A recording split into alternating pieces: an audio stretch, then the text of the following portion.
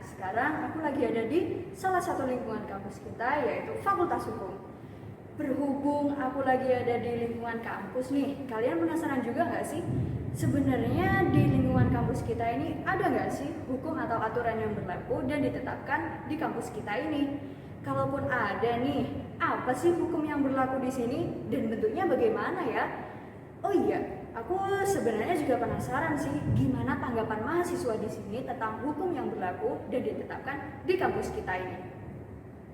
Sebelum itu, gimana kalau kita dengerin penjelasan dari teman-teman aku tentang pengertian hukum dan masyarakat serta keterkaitannya. Juga teman-teman aku bakal menjelaskan bagaimana implementasi hukum yang diterapkan dalam kehidupan bermasyarakat. Simak videonya sampai akhir ya. Cus. Selanjutnya, definisi masyarakat.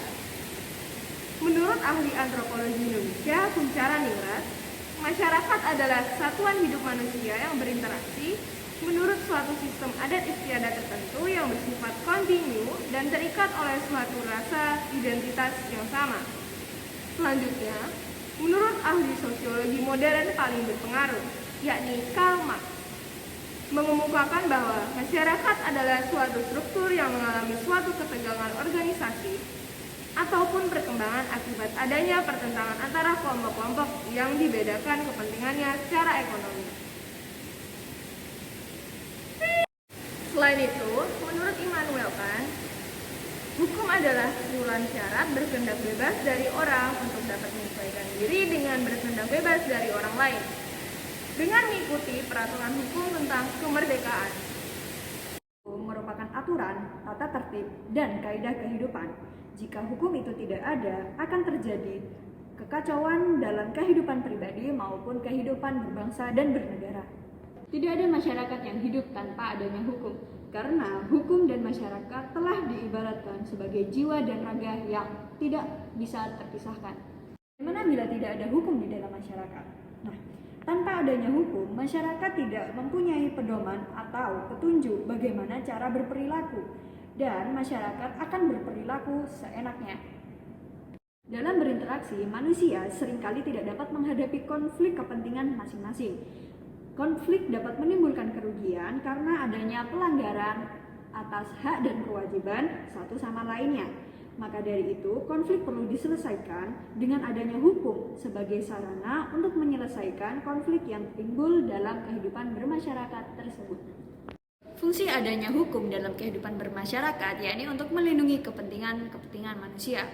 Nah, agar kepentingan tersebut terlindungi, hukum seyogyanya dilaksanakan secara nyata.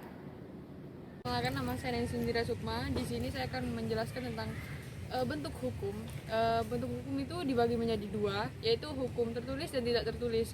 Hukum tertulis adalah hukum yang dicantumkan atau ada di undang-undang. Contohnya seperti Pancasila, peraturan pemerintahan, dan ada juga peraturan seperti ini. Terus kalau hukum tidak tertulis itu hukum yang hidup dalam keyakinan masyarakat dan akan ditaati oleh masyarakat yang tahu akan hukum tidak tertulis itu. Seperti contohnya, kita harus memarkirkan motor secara rapi meskipun itu tidak dicantumkan dalam hukum tertulis. Terima kasih. Nah, yaitu pertama, dari pelanggaran pada poin nomor 2 yaitu dilarang menggembala ternak. Lalu yang poin ketiga, ini juga masih dilarang Mbak Gadis, yaitu dilarang membakar dan membuang sampah di sembarang tempat. Sedangkan kalau misalnya kita masih lihat tuh di dalam fakultas-fakultas, setiap fakultas, mungkin kalau Mbak Gadis pernah ke kantin fakultas A, B, C, Mbak Gadis kalau di dalam kantinnya pun pasti melihat kadang gitu kayak orang membuang sampah masih sembarangan, mahasiswa atau penjual-penjual yang memang sudah legal di sana pun mereka masih membuang sampah secara tidak sesuai tempatnya, masih sembarang tempat seperti itu. Lalu aku akan menanggapi pada poin kelima, yaitu dilarang berjualan. Nah, ini merupakan peraturan yang sangat tampak dan sangat tampak melanggarnya gitu Mbak Gelis, karena kalau kita lihat di sepanjang jalan Universitas Jember, kalau kita mau ke fakultas manapun, saya sendiri pun masih melihat banyak sekali pedagang-pedagang berjual di sana, seperti ada penjual es doger kalau Mbak tahu, ada cilok, terus ada bakso, terus ada milor, dan masih banyak lagi. Nah, lalu yang keenam ada larangan untuk belajar mengemudi. Dan di sini saya masih pernah menemui pada saat itu ada orang yang menggunakan jalanan Universitas Jember sebagai fasilitas dalam belajar mengemudi. Sedangkan hal itu menurut saya itu juga selain melanggar, itu juga membahayakan mahasiswa dan juga pengemudi tersebut yang sedang belajar tersebut jika mereka belajar di Universitas Jember. Karena kenapa? Kalau kita melihat sendiri mahasiswa-mahasiswa yang melakukan mobilisasi di jalanan Universitas Jember itu kecepatan rata-ratanya mereka tinggi. Mungkin karena gopoh ingin cepat sampai ke universitas, ke kelas juga itu bisa terjadi kayak gitu. Jadi menurut saya selain melanggar itu juga sangat membahayakan. Seperti itu Mbak Gadis. Pertanyaan selanjutnya, apakah berlakunya hukum tersebut efektif untuk diterapkan atau tidak? Nah, kalau misalnya pemberlakuan hukum-hukum tersebut dijalankan secara baik, lalu subjek-subjek hukum yang ada dalam lingkungan Universitas Jember itu sudah menerapkan dengan baik, saya rasa dapat mencapai efektivitas dan kenyamanan, juga keamanan dan juga ketertiban yang akan terjalin dalam Universitas Jember. Seperti itu. Makasih Mbak Zara atas jawabannya. Pertanyaan selanjutnya, bagaimana tanggapan saudara mengenai berlakunya hukum tersebut? Oke, di sini saya akan menanggapi hukum yang tertulis saja Mbak Gadis. Mungkin karena kalau hukum yang tertulis itu kita lebih tampak dan lebih tahu di mana letak kesalahannya, seperti itu. Nah, kalau menurut saya pemberlakuan hukum yang tertulis di Universitas Jember ini masih belum berlaku dan berjalan sesuai harapan yang diinginkan. Sedangkan kalau misalnya kita membuat hukum, kita membuat peraturan, pasti akan mencapai sebuah ketertiban gitu kan, ketertiban warga kampus, terus keamanan dan kenyamanan warga kampus. Sedangkan dari 1 sampai 6 poin yang saya sebutkan pertama tadi, itu mayoritas banyak sekali pelanggaran-pelanggaran hukum yang masih dilakukan di area Universitas Jember. Contohnya, pada poin nomor 2 yaitu dilarang menggembala ternak. Sedangkan saya masih menemui masih ada hewan ternak yang diternak di dalam Universitas Jember, tepatnya di dalam stadion. Perkenalkan, nama saya Gladys Syarata Yudi dari Fakultas Hukum. Di sini saya akan mewawancarai salah satu mahasiswa Universitas Jember. Baik, saya akan memberikan waktu untuk memperkenalkan diri terlebih dahulu kepada teman saya. Apa kabar semua? Nama saya Hilayati Liza Lezwardi. Saya biasa dipanggil Hila. Saya salah satu mahasiswa baru Universitas Jember. Saya dari Fakultas Ilmu Budaya dan Prodi Televisi dan Film. Di sini saya akan membantu rekan saya dalam tugas hukum dan masyarakat. Baik, di sini saya akan memberikan beberapa pertanyaan. Langsung saja saya akan mengajukan pertanyaan kepada teman saya. Yang pertama, apa saja yang Anda ketahui mengenai hukum yang berlaku di Universitas Jember? Setahu saya, hukum-hukum yang ada di Universitas Jember itu seperti dilarangnya berburu satwa liar, mengembala ternak, membakar dan membuang sampah di area kampus, serta dilarang berjualan. Oke. Bagaimana tanggapan saudara mengenai berlakunya hukum tersebut?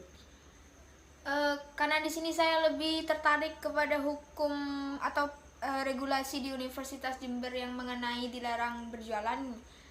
Menurut saya kayak ambigu, soalnya kan di sini dilarang berjualan, sedangkan banyak anak-anak himpunan dan BEM yang berjualan demi pemasukan organisasinya sendiri. Jadi di sini ambiguitas banget gitu. Kalau di peraturan regulasi kampus sendiri dilarang berjualan, sedangkan mahasiswa aktif kampus harus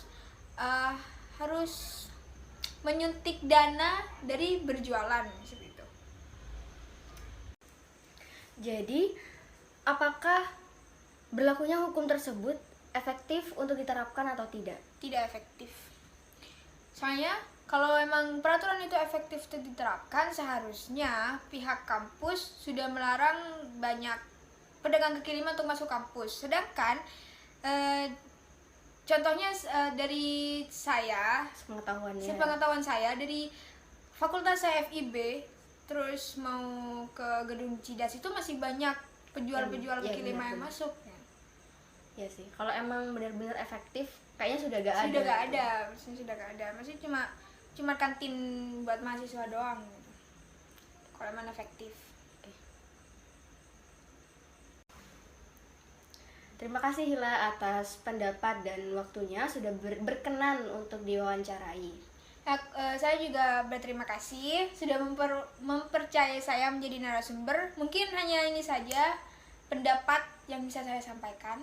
Jadi sekian dari kami. Terima kasih. Perkenalkan, nama saya Gadis Syarata Bina Wahyudi dari Fakultas Hukum Angkatan 2022. Di sini saya akan mewawancarai salah satu mahasiswa Universitas Jember.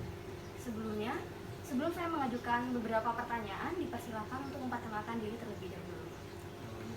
Jadi perkenalkan, saya Muhammad Rizal dari Universitas Jember Fakultas Kedokteran Angkatan 2022.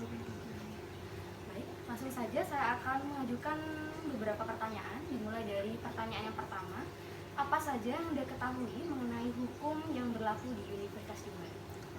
Jadi hukum yang berlaku di Universitas Jember itu, setahu saya itu di Universitas Jember ada kayak tertulis hukum di pelang-pelang di jalannya.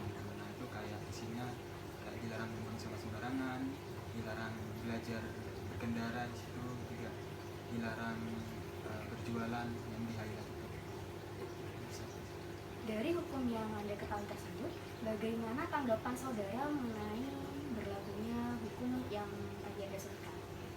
Menurutku sih untuk berlakunya hukum tersebut sangat penting ya, dimana mengingat Universitas Jember ini merupakan lingkungan dari yang isinya mahasiswa. Nah, dari hukum tersebut diharapkan dapat membuat lingkungan UNES itu menjadi kondusif untuk mahasiswa dalam mendukung suasana belajarnya. Apakah berlakunya hukum tersebut efektif untuk diterapkan atau tidak? Menurut saya sih cukup efektif ya, dimana mengingat isi-isi dari hukumnya tersebut itu dapat mendukung suasana lingkungan di UNES ini menjadi lebih kondusif untuk mahasiswa-mahasiswanya dalam menunjang belajarnya. Dari hukum yang Anda ketahui tadi, apakah Anda masih melihat beberapa pelanggaran yang terjadi? Misalkan dari mahasiswanya sendiri atau dari orang luar? Iya sih, saya sering melihat juga ada beberapa yang melanggar, contohnya kayak masih ada yang buang sampah sembarangan, juga masih ada yang berjualan di lingkungan UNES, juga ada yang belajar berkendara di situ. Kira-kira bagaimana tanggapan Anda untuk memperbaiki pelanggaran yang sudah ada? Mungkin menurut saya untuk memperbaiki hal tersebut ya, dari tim penegak hukumnya UNES sendiri itu bisa lebih tegas lagi, juga hukumannya itu juga jangan hanya tertulis saja, tapi ditegakkan juga dan lebih aktif lagi dalam menegakkan hukuman tersebut. Terima kasih, Michelle, untuk pendapat dari beberapa pertanyaan saya ajukan. Mohon maaf juga mengganggu waktunya. Dari wawancara kelompok kami yang telah lakukan, narasumber pertama dan kedua mengatakan bahwa hukum yang ada di Universitas Jember kurang efektif. Sedangkan narasumber ketiga kami mengatakan bahwa hukum yang ada di universitas ini cukup efektif. Dapat disimpulkan bahwa efektif atau tidaknya hukum tersebut bukan karena hukumnya yang salah, melainkan karena kesadaran dari individu masing-masing tersebut akan peraturan tersebut. Terima kasih. Wassalamualaikum warahmatullahi wabarakatuh. Dari pemaparan materi dan wawancara yang dilakukan teman saya, maka dapat disimpulkan bahwa hukum dan masyarakat tidak dapat dipisahkan. Seperti kata Cicero, ibi ius ibi societas, di mana ada hukum, di situ ada masyarakat. Mengapa demikian? Karena di dalam masyarakat terdapat kepentingan individu-individu yang berbeda. Dari banyaknya kepentingan tersebut, maka hukum diperlukan agar kepentingan individu tersebut tidak merugikan orang lain dan lainnya. Disinilah peran hukum itu agar kita dapat hidup dengan tertib, aman, dan nyaman. Dari wawancara yang dilakukan teman saya, dapat disimpulkan dari ketiga narasumber. Yang pertama mengungkapkan bahwa hukum di universitas kita ini cukup efektif, dan yang kedua lainnya mengatakan hukum yang ada di universitas ini kurang efektif. Nah, dapat disimpulkan hukum itu dapat berlaku dengan baik, bukan karena hukumnya yang salah, tetapi manusianya atau individu tersebut. Kesadaran individu tersebut kesadaran